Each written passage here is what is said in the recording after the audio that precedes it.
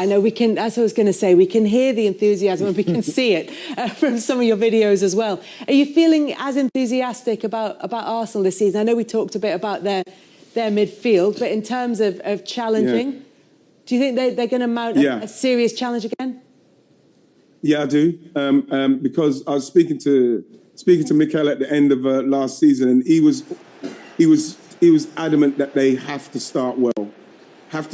Because even when I saw that City they beat Burnley as comfortable as they did, and Haaland doing what he did, Haaland's just like, he's on his way again. He's golden boot, you can see that's going to happen.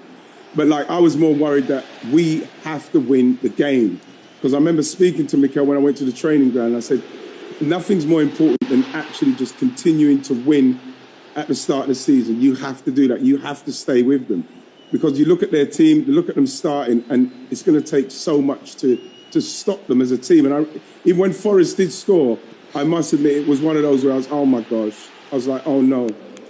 And I watched it the next day. So, it was one, you know what I mean? And when they done that, the way they scored that goal, it was a little bit of a worry for me. But because it's the start of the season and we started so well and we won the game, I'm sure they'll sort it out. But in the main, it's all about starting well.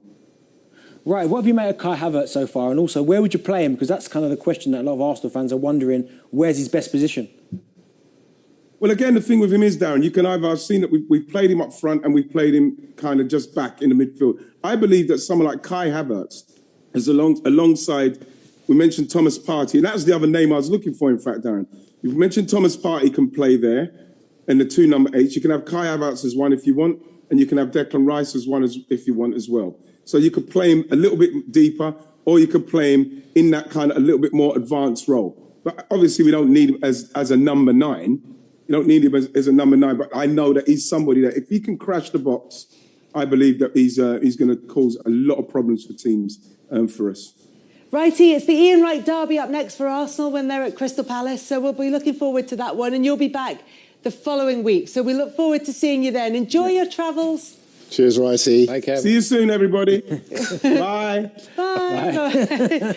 The only thing that's making me not jealous of him is the fact that it's not that sunny out there. That's about the only thing that's making me do that. But the title race is certainly looking really, really tight now, and things have maybe changed a little bit since we've seen that. What do you think about Arsenal looking forward to this season? I still think they'll be best of the rest, if I'm honest. I think they've recruited really well. I think Manchester City are, as Tim said, still the team to beat. I mean, they didn't even get out neutral against Burnley, and they won the game pretty convincingly.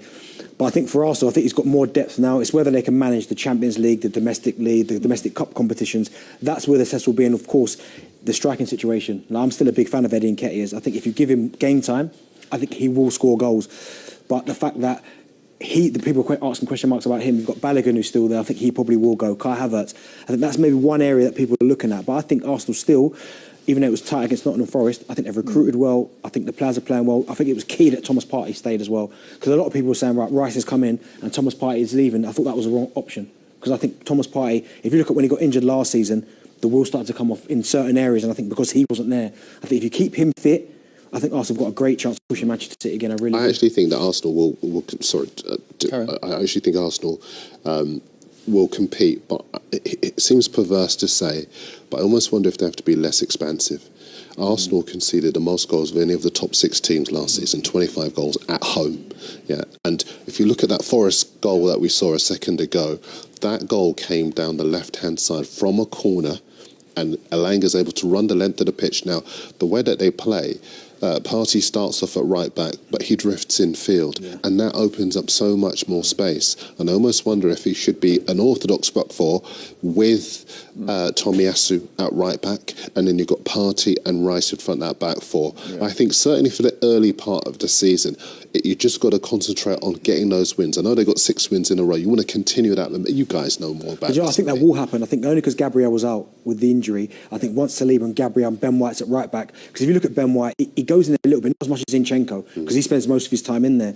Ben White will go in there a little bit, but he'll kind of be a little bit reserved. But even if he goes in there, he does like that right back to drift in field to that midfield so they can overload the midfield. Yeah, but I think more so on the left side, because if you look last season, Ben White went in there a little bit, but it was Zinchenko that was given the licence, because it was almost a back 3, because Zinchenko spent most of his time in there. So I think when you look at Arteta and the way that he plays, I think he likes Ben White to be a little bit more reserved, but it almost gives a license to Zinchenko. You go and get involved, because when you look at him play, he looks more comfortable doing that. Do you know what I mean? So I don't expect Arsenal to be as open once these players come back. For any of the teams chasing Man City, it's really important that they keep all their players fit. I don't think they have the strength in depth to compete otherwise.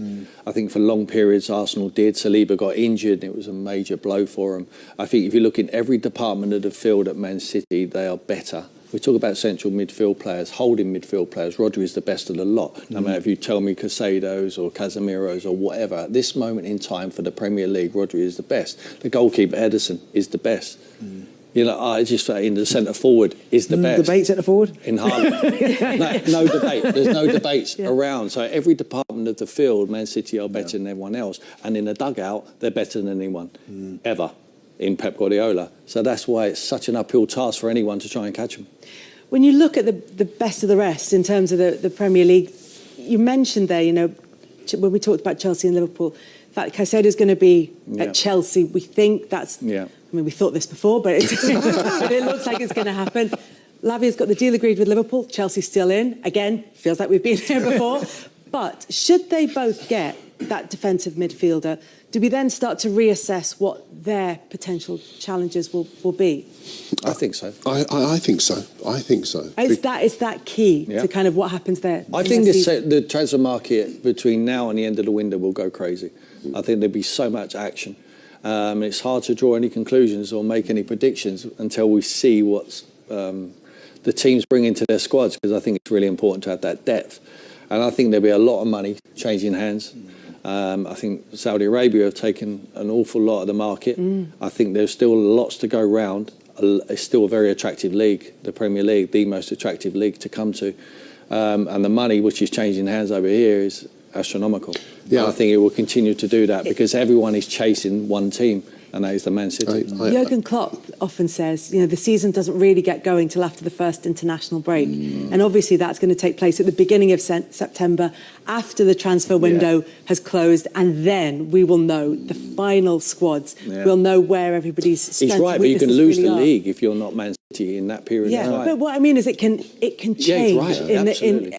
We're going to see lots, week to week, we're going to be sitting here going, we could be sitting here next week saying, we thought that was going to be the answer to Chelsea's problems, but actually it's not quite worked out that way. We don't know. I think the only difference is like the Saudi window closes later than the Premier League window. So we could still see action out of the Premier League during that first week of September. I still think it's a win for the Premier League because we're seeing the emergence of younger players, younger talents who are establishing themselves, which makes it even more exciting. We have players who've got the consistency at a young age to be able to compete at the highest level in the best league in the world. So I think we are still going to be the beneficiaries of that. But I agree. I think that it's going to be after the Saudi window closes to see which of the experienced players wants to move on, or whether they'll be still able to maybe exert their influence on the Premier League, like a De Bruyne, for example. He's still got loads of years left in him, but could he get an offer he can't refuse? Well, hang on, where did that come from? That's a Tim Sherwood special. Usually Tim says that in 30 seconds. He's not going in. I'm just picking a very random name out of the blue. Don't worry, I'm not suggesting he's anything at any level whatsoever. Yeah. Don't worry. Please. I mean, but it's also helps all a bit jumpy now. It also helps, doesn't it? Yeah. I mean, for being at Liverpool and Jordan Henderson, to get that sort of money for them players and then to reinvest it into younger models to help you strengthen for the few years to come, I think it's been good for the Premier League as well. Look at Chelsea; they've completely offloaded about 6 or 7 players to the Saudi league. So you're right, and reinvested it with a young, up and coming talent. That was the question with Chelsea: is how are they going to thin that squad going into the season? And suddenly, this new market emerges, and they're like, "This is going to be absolutely perfect for us."